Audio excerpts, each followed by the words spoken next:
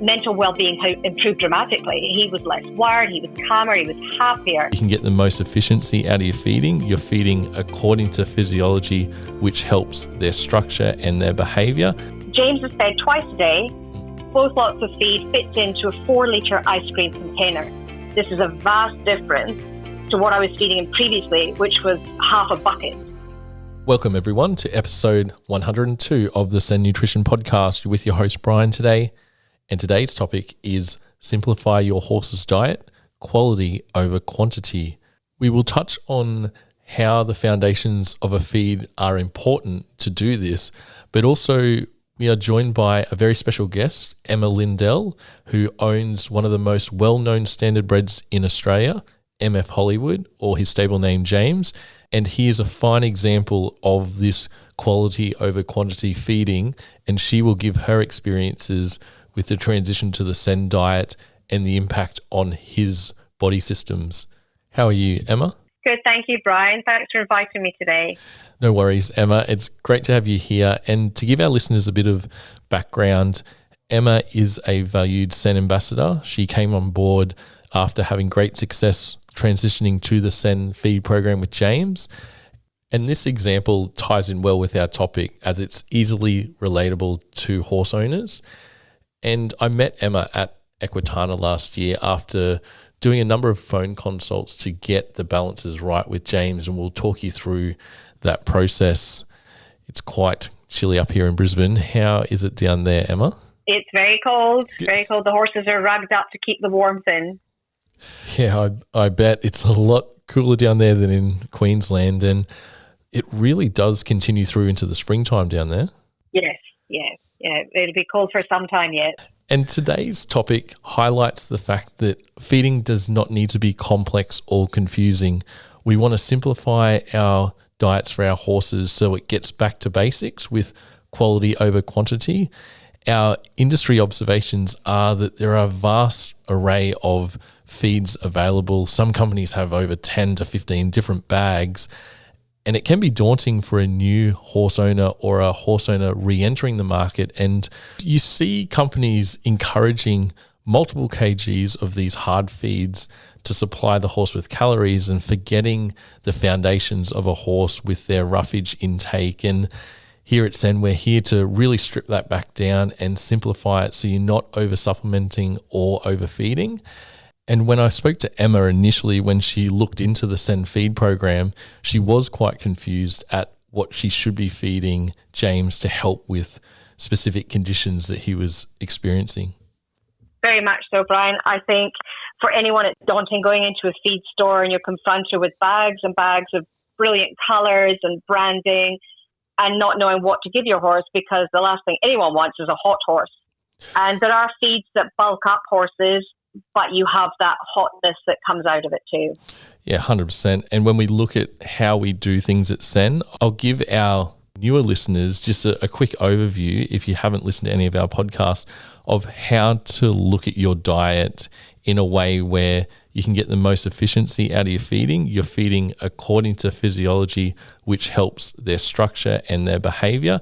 And then that will equate to a healthy horse that will have the best chance at performing to their ability in their associated discipline. So firstly, and I'll be quick with this, you'll establish your needs of your horse, the workload, their condition you desire them to be in, but also any previous pre-existing conditions you have. So if you want them to gain weight, or if they're ulcer prone or they have that history, everything needs to be accounted for. And here at Send, we don't promote our feed first, we promote the foundations of roughage and pasture. So in the form of pasture or hay, whatever is good in your environment. Then you balance this up with a vitamin mineral balancer that does have a ratio of minerals and vitamins that can help bring the levels of the depleted vitamin mineral profile of the hay and pasture. So that will mean lower iron because our soils are quite rich in iron, and then having a good base of zinc, copper, and those trace minerals without overdoing it. But also, when you look at these balances, they have to have that profile of lower sugar, lower starch, so that you're not overdoing those calories or unwanted insulin spikes that may have an effect on their behavior in that performance. We'll probably just touch back with Emma about this. And when she was setting up James's diet, in terms of being an ex-harness racing standardbred, the diet foundations had to promote good behavior. And Emma, if you want to take us through how you established that with Sen. Yes. So with James, he'd been a successful show horse.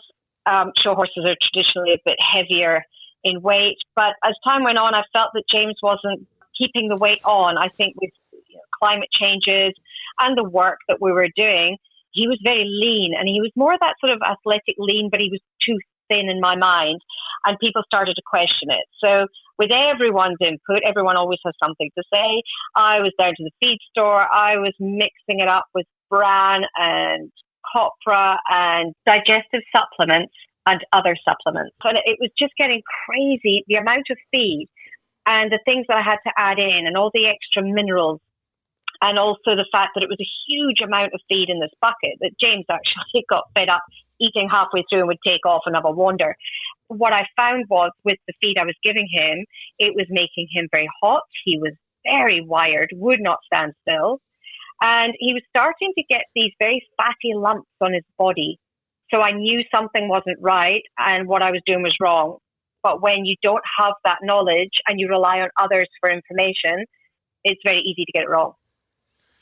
Someone had mentioned Sen. I hadn't heard of Sen. So I decided I would call the Sen team and get some advice.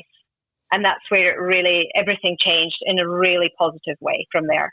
Yeah, and we get these calls weekly from particularly the off-the-track thoroughbreds and standardbreds in terms of, as Emma explained, their weight drops after they've exited their career or trying to go through another career change, and for whatever factors that comes about, like their genetics or what their environment they've exposed to.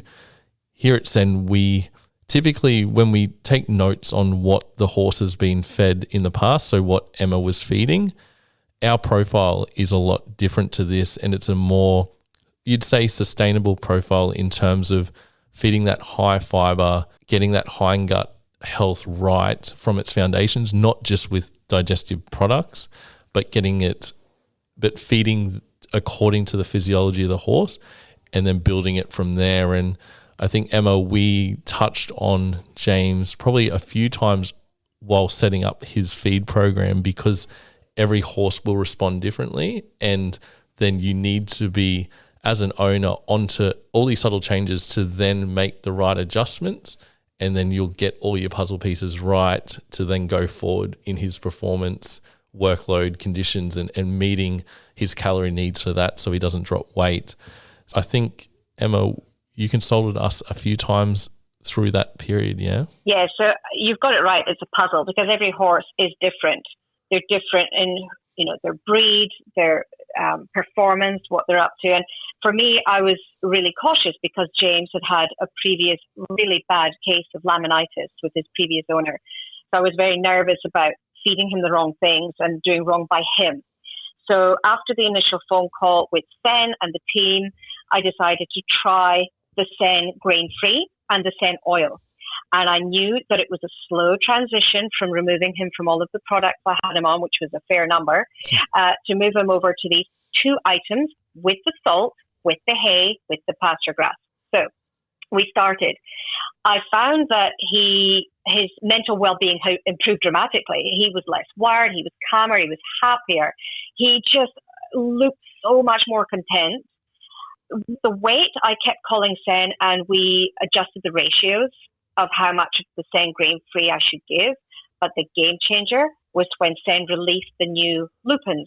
So that was a couple of years ago, Bryan, wasn't it? Yeah, that Sen lupin pellet, it really, to give people a backstory, we wanted to find something Australian made that had a higher fiber than those imported fiber products, and that has been a real good addition to the Sen feed program to add those extra calories, but non-heating calories in with quality protein in that performance. And I think James reacted very well to this mix. Very well. I can't tell you how grateful I am that Sen has produced this lupin pellet. And when you add the water to it and it fluffs up into this mash with the oil, with the grain-free pellets, James is very happy. He gets fed twice a day and he loves it. We made one small change at the beginning with the lupins to increase the volume. So I have my scales, I weigh everything out. And to give you a bit of an idea, for 43 hands standardbreds, in work 4 times a week, and he's just under 490 kilos. He gets fed twice a day. Both lots of feed fits into a 4-liter ice cream container.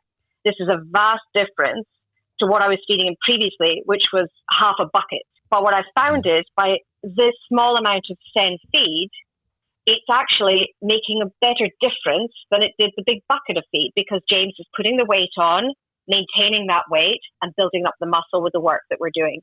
That volume would scare a lot of people. I know.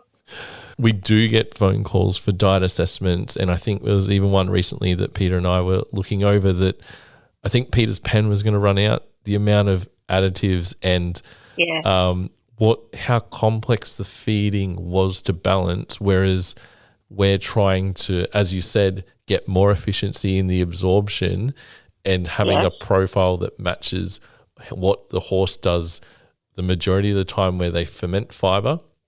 And this is probably going on a little bit of a rant, which I'll say in a second, but as in winter, when their calorie needs are more so because of the cooler period, when they ferment fiber, that generates heat inside to keep them warm, more so than any grain can ever do. And it's proven by that, that metabolism of fermenting fiber is so healthy in many parts of their body system. So it is great to build condition on a horse being fiber-based, because it's more sustainable and they won't just drop off suddenly due to something, because their hindgut is in a very healthy way. When people see me with my, what is it, a 4-liter ice cream container, it scares them that it's so little. But when you add the water, it fluffs up. And James is looking great. He's got good weight on him. And there's no need for half a bucket of all these extras. And there was somebody on Facebook recently had a list as long as the page of all the things they fed the horse.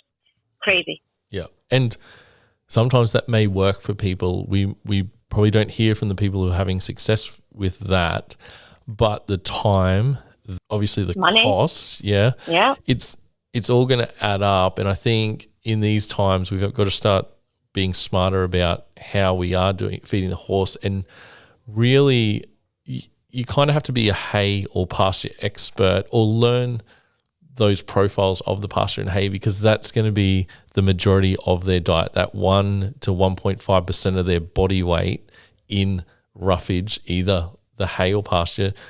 Trying not to overdo chaff if you want to feed the chaff, because making the hard feed bulked out with chaff, you actually want their hard feed to be consumed and digested, then they can go to, or being consumed, and then they can go back to grazing, which is in their normal physiology and inbuilt drive to graze all day to keep that stomach acid down at a level that's nice through that saliva production. So it all makes sense in the end, but it's just all about trying to educate our horse owners, and by educating them, then we're trying to improve the lives of as many horses as possible.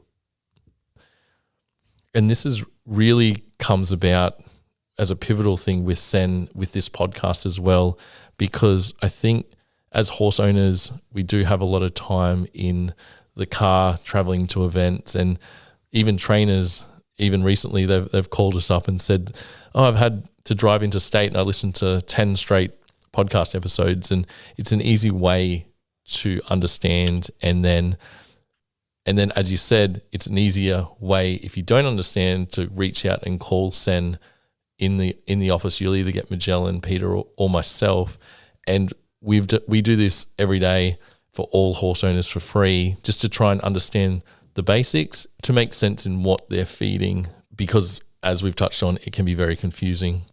So Emma, when did you and James team up? I understand it was about 3 years ago.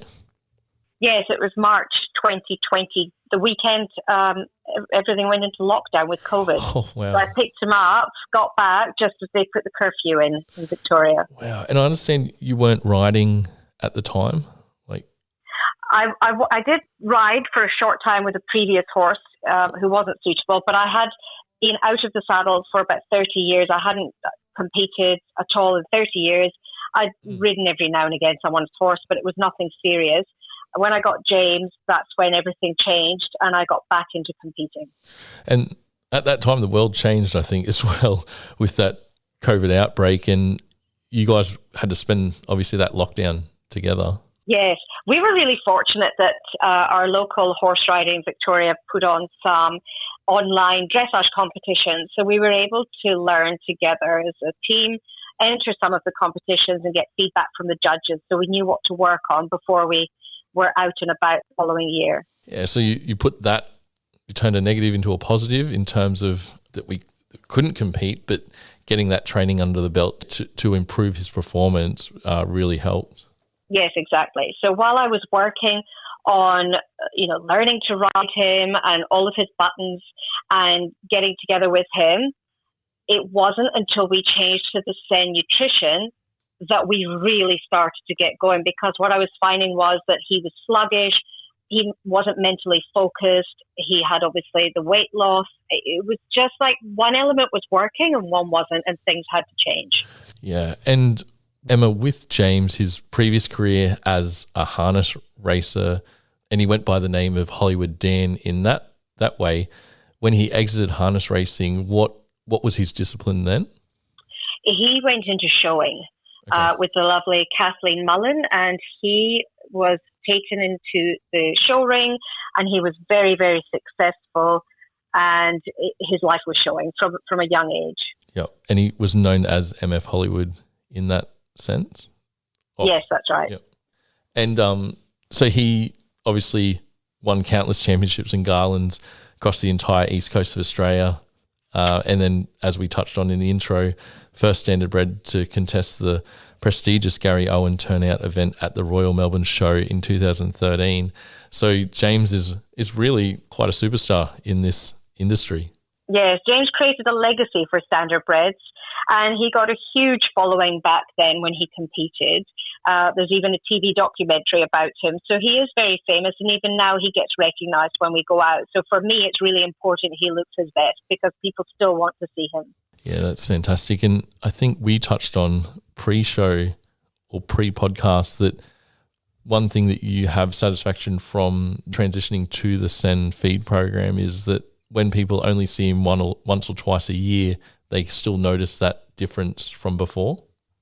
Yes, exactly. So people like the lady that clips him and also the horse dentist, they've all commented just recently how amazing he looks. And these are people that have known him for 3 to 10 years, and they've just said he's looking fantastic. And I do attribute that to the fact that he is happy on Sen and really thriving on it. Yeah, that's fantastic. And when you had all your puzzle pieces right with his feeding, so you knew the amounts he required in performance, and also even when he wasn't performing, you were transitioning him to a dressage career? Yes. Showing is certainly not my forte. I am really loving the dressage scene with him. We transitioned into the Sen products in July 2021. And once he got used to the change of diet, which only took a few weeks, and I started to see the transformation in his body right in front of me. You could see the changes. The fatty lumps from the previous feed were dissipating, and he was starting to get a bit more muscle. He was starting to fill out. And then from probably about the September, October of that year, things just took off for us. And we have had so much success in such a short time. For anyone that's in the adult riders scene, I'm in HRCAD, which is the Victorian base. We have gone from level 5 to level 1 since that 2021, and in fact gone from level 4 to level 1 in 10 months. And I do believe it's because he's really happy and content, and fulfill with the food that he's on. Yeah, that's total music to our ears that you are finding that difference in that nutrient profile, but also it has to be applauded, your care, management and attention to him and asking the right questions to get to the bottom of anything that you're concerned with him. But now that you have that confidence in the nutrition you feed, you can concentrate on every other aspect of his management and not have to worry, oh, do I have to add something or do I have to change something? Yeah, exactly. And what I've found is with the products that he's on, because I was very worried about the laminitis, that worry has gone. So I've got the confidence that the feed is going to be good for him. I know that my farrier, who's based at a vet hospital, checks him every 6 weeks, and he's very, very happy with him being on the Sen feed because his hoofs are healthy. And there's a lot of frog growth just now, so that's proving that the hoofs are growing, everything's healthy. So my farrier's happy, which is the main thing. And so with that, I know the products are good, but I think, Brian, what most of us worry about in this current day and age is the cost. And for me, I am saving so much money not buying all of those additives and minerals and all the things that I had to add into the feed. It's making a big impact in a positive way for me. Yeah, I have to agree there. For one observation that I have when I consult a lot of studs, trainers, farms, even just a casual rider, is when you look at the list of supplements that they add, some clash and some are at the point where they're doubling up on certain things when they don't know they're doubling up. So I think it is really a good practice for every horse owner, if you feel you are over supplementing, is to seek some professional advice about it so that you don't have to spend a lot of time researching and finding it. We can look at it, give you the facts, and then you can make the decision from that point. But I'm so happy to hear about James's success, Emma, and I know you're also a Harness Racing Victoria Hero Ambassador. Yes, that's right. I'm so passionate about the standardbred breed. So I've teamed up with Hero, which is Life Beyond the Track, and that's Harness Racing Victoria's project. And I'm trying to go out there and inspire others to get themselves a standardbred and have some fun out there.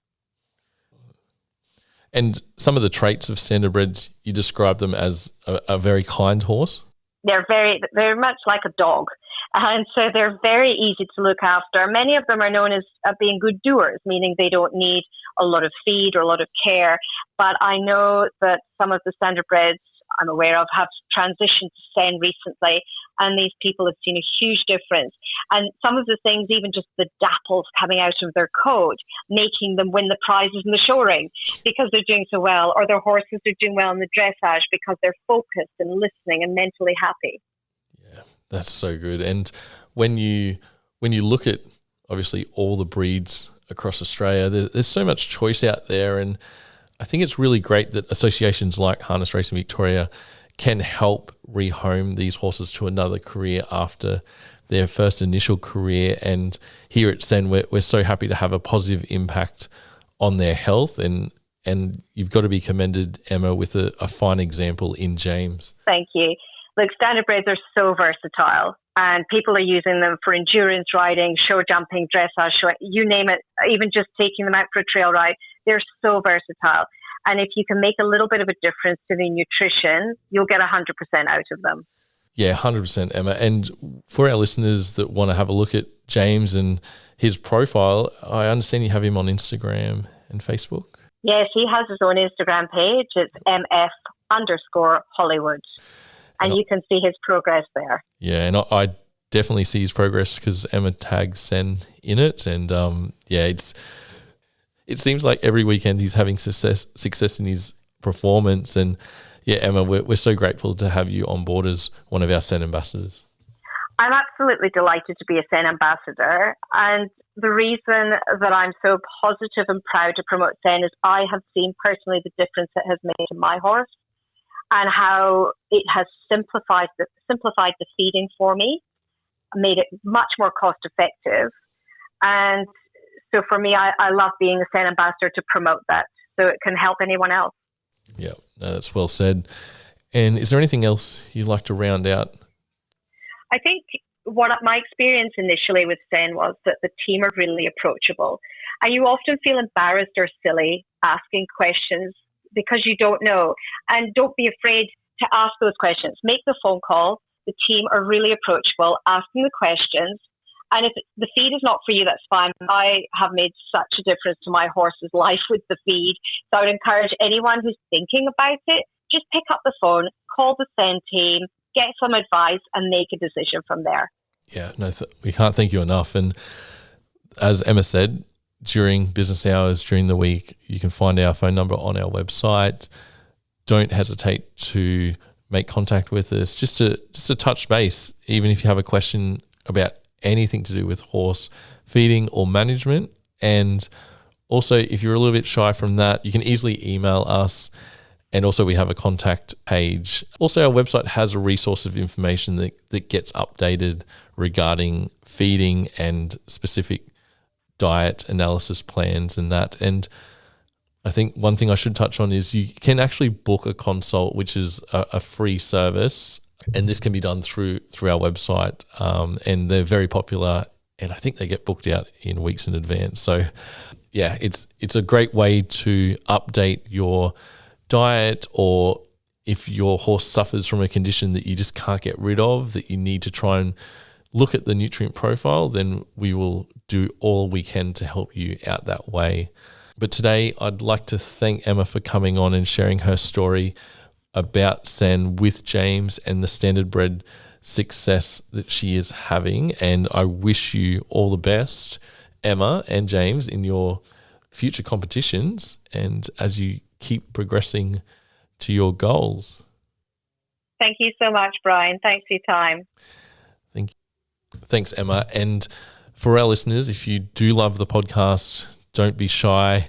Spotify have this rating system now, and I think Apple do. And if you can leave a 5-star review or give us 5 stars, it just helps spread the word of exposure. We've had so much great feedback with our podcast series.